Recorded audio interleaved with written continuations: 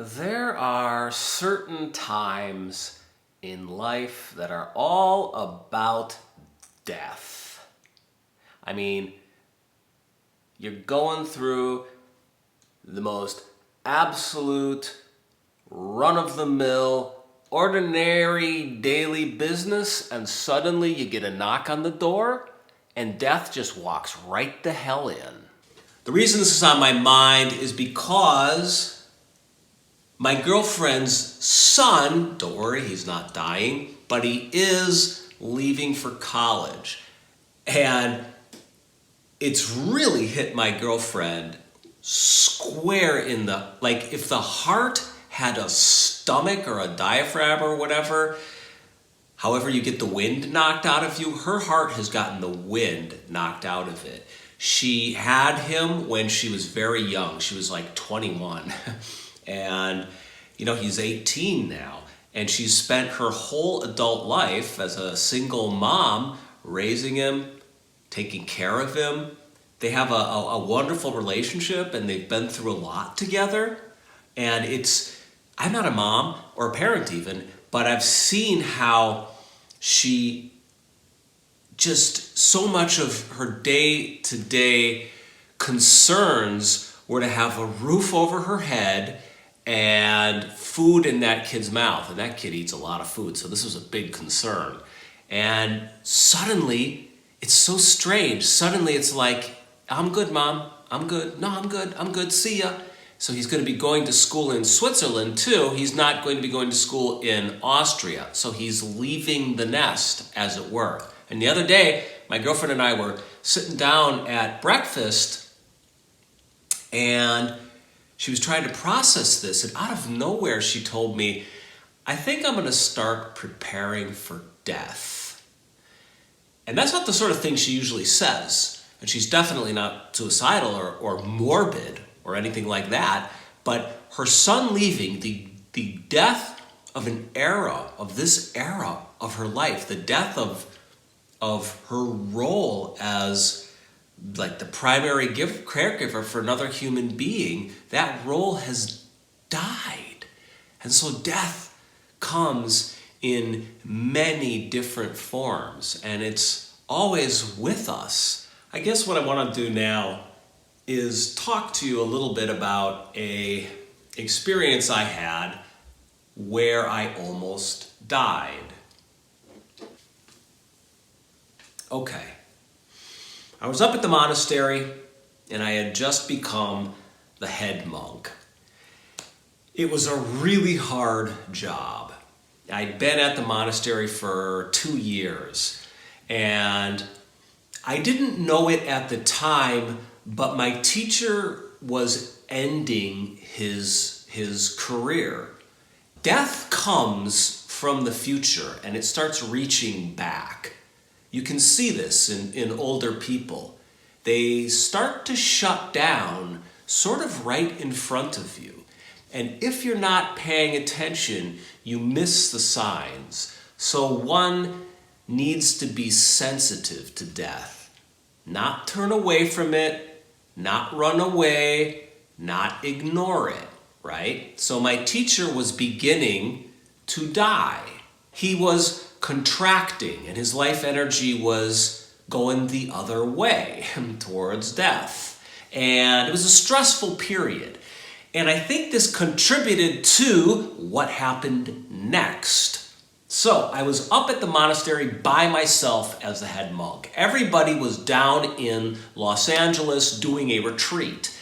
And I had a strange, terrible pain shoot through my side that evening. And like any mindful monk, I ignored it completely and went to bed.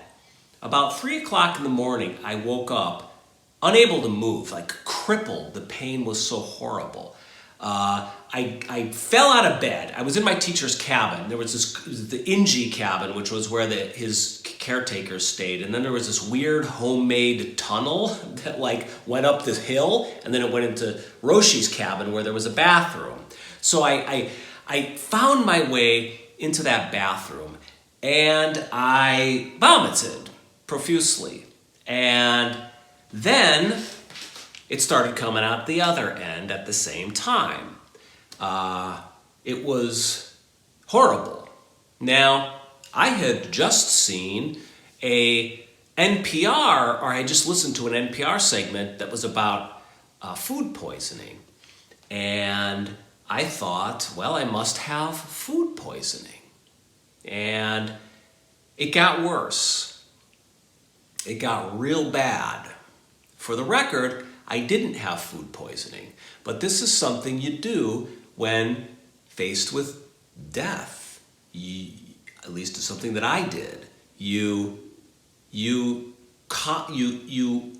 raid your tiny little brain for plausible explanations for the current circumstances. You're desperate for answers, right? But when death kicks down your door, answers don't matter. So this went on for like 20 minutes, 30 minutes, 40 minutes, and I was going and going and going. And I started seeing stars, and I couldn't think beyond a certain point. I was no longer regurgitating. I'm going to get. Don't worry. Please stay with me. There's light at the end of this tunnel, but we need to go into the darkness first. I got to the point where I was just heaving just a kind of hot air, and it was so hard. I was seeing stars, and I was almost blacking out. And meanwhile, as I mentioned, the other end of me was engaged in a similar activity. There was nothing left in me. And I remember the feeling, and this is what dying feels like. I would vomit air, and I would feel better. And I would think, oh, I've plateaued here. It can't possibly get any worse. Here we are. I can rest here. And then it got worse. And it got worse. And it got worse. And I remember thinking, this is what dying is. It gets worse and worse and worse until you die. That's as bad as it gets. And I thought, oh dear, I'm so scared. I'm dying. Ambulance takes me down to Upland. Horrible ambulance ride down the hill. I'm holding the guy's hand. I'm really shaking now. Like I remember that going down the hill. And I go down, they take me into the ER, right? And I get put in this, room, which is really just, as I recall, just curtains, right? People were coming in, people were coming out. And I remember I was just shaking and shaking and shaking and shaking and shaking, right? And they took a bunch of blood, right? And then they went off. And at some point there was a lot of confusion for me. I was waiting for the doctor. I was trying to figure out what's going on. They were trying to figure out what was going on. People were coming and going. I wasn't in a rational state of mind. But everything that I'm about to tell you, I remember very clearly, so I didn't hallucinate this. Okay. So this nurse comes into my little room with the plastic curtain, right? And I think she was the one that hooked me up to Dilaudid. And she was very sort of like beautiful, but like Hollywood beautiful. She looked like Larry David's wife on the show Curb Your Enthusiasm. She looks like that actress. She really looked just like that actress. And my memory is that she's hooking me up to Dilaudid, which is opium, basically. So she's injecting, it's a painkiller. I'm in pain, so she's injecting this painkiller into my veins, which is kind of interesting. You go to a hospital and they shoot you up with opium into your veins. And I was grateful for it. And here's what happened. So I'm like, do you know what's wrong with me? And she had folders, or I had seen the folders, something. She started talking about my amylase and my lipase levels, which are enzymes in the pancreas. And she said, you know, with amylase and your amylase and lipase levels, she's like, they're skyrocketing. They're at the moon. They're at planet Mars. They're problematic. And she said, honestly, with amylase and lipase levels like this, elevated to this level, you probably have pancreatic cancer. I was like, oh, relief. Maybe it was the opium in my veins. But it was like, hey, at least I have an answer. It's another weird thing I learned about dying is that any answer is a good answer. The no answer area is terrifying. Again, the mind is just desperate for some ground to stand on. And death is a place where ground is taken away. So I remember I was a little bit relieved to know finally what the problem was. And then she told me the thing of it is pancreatic cancer, especially like this, pancreatic cancer is pretty much the end. She said, you don't survive pancreatic cancer. She's like, Luciano Pavarotti, the opera singer, just died of it. She's okay, you know? And then she left, right? So, I remember sitting there, and she left the curtain open. And I remember sitting there in the hospital, like looking through that curtain and seeing all these people out there moving. And there was a bunch of noise and scurrying and activity. And I remember this strange feeling of like time slowing. And I remember thinking, guys, like, what are you scurrying around for out there? Like, this is what it all comes down to. I mean, don't feel sorry for me, anyone. You know, I've just got a jump start, a head start on where we're all headed. You know, I felt like almost like I had graduated from planet Earth. Okay, I'm moving on.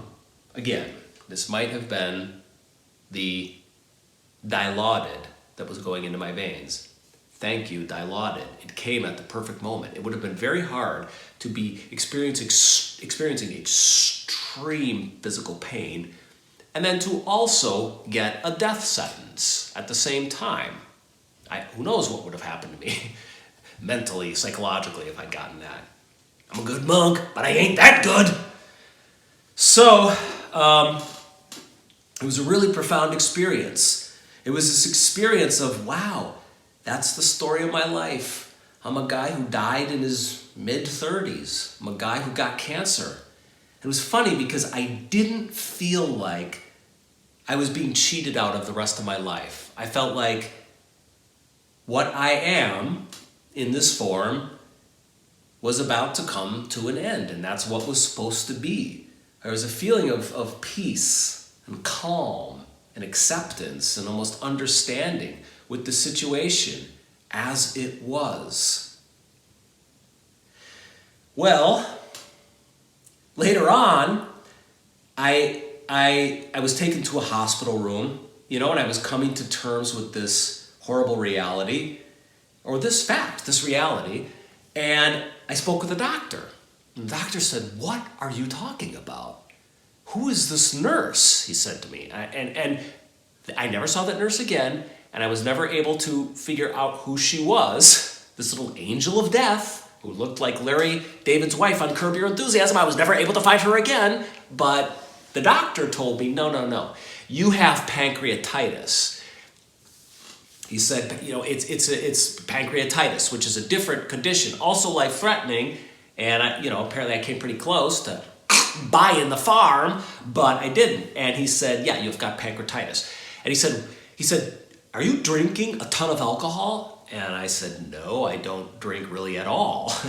And he said, well, alcohol, raging hardcore alcoholics get this condition, or it's idiopathic, which means we don't know what caused it. Still to this day, I don't know what caused that pancreatitis episode. I mentioned some factors earlier that might have contributed to it, like certain stress factors within the monastery. The fact that I'd taken on this leadership role when I was not ready for it, and I was being attacked from all sides by crazy monks and nuns and students, etc. But I don't know what that was all about. It was very strange. Death knocked through the door, grabbed me by the back of the head and said, come with me. I'm going to show you what I look like. And in that moment, when I was sitting there, looking out at all the people in the hospital holding that death sentence I'd just gotten, again, I thought, okay, this is it. My life is over. But it wasn't over. It wasn't over. I stayed in the hospital for about a week. There was nothing they could really do for me except give me more Dilaudid because the pain was just agonizing for days. So they gave me Dilaudid and intravenously fed me fluids, and that was about it. And I sat in the hospital. And I have to be honest, you would think I got a reprieve from a death sentence.